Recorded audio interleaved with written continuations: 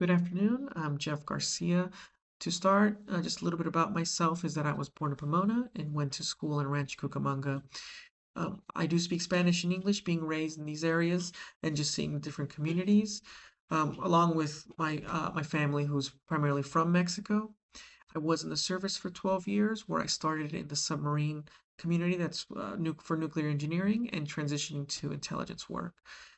My final shift from the military into medicine was just seeing the different aspects that I enjoyed from each job, such as the troubleshooting from the submarine community and the detective work that I enjoyed from the intelligence community being housed within the medical field until eventually I transitioned out where I got accepted into Western.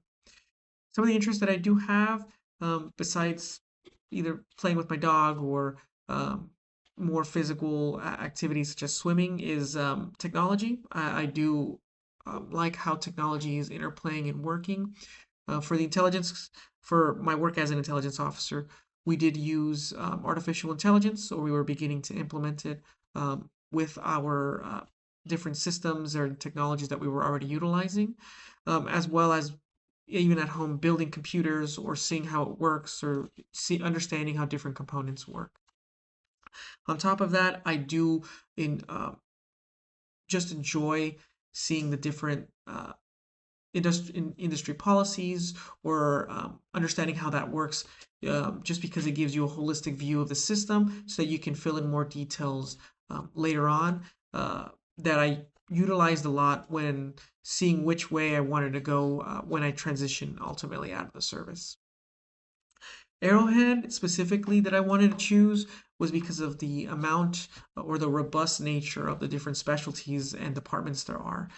Since one of my weaknesses is that I do not have that much exposure in the medical field, uh, I'm hoping that by doing rotations there, I'm able to see a lot more different departments or specialties or just even avenues that I could take my career that I did not think that I could before, something that could catch my interest that I previously would not have known. So I'm just hoping that all that exposure will help me understand where I want to ultimately end up and seeing if anything else catches my interest, something that I didn't previously think of. Moving on to my academic strengths and weaknesses. Strengths, just from being in the service, I'm very disciplined to make sure I'm able to maintain a certain level of preparation for each day's tasks, and I'm very adaptable, just throwing away things that either weren't as helpful or weren't as beneficial for to help me learn.